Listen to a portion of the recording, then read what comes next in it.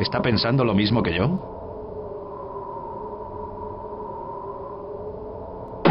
Todo está dentro de los límites teóricos. ¿Alguna idea respecto al origen de la muestra?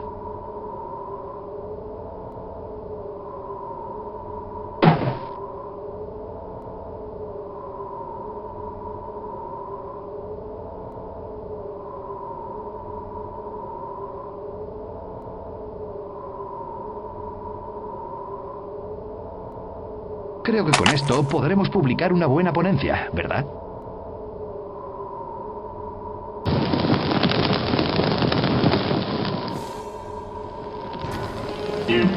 ¡Pare! ¡No! ¡No! ¡No! ¡Atrás! ¡Dios mío!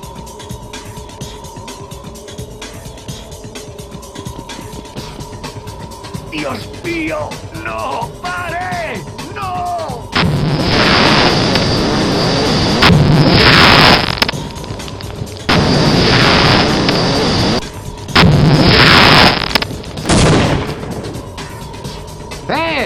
¡Bájame! ¡Socorro! ¡Atrás! ¡Ayúdame! ¡No! ¡Que alguien me ayude! ¡Me estoy muriendo! ¡Por favor, ayúdame!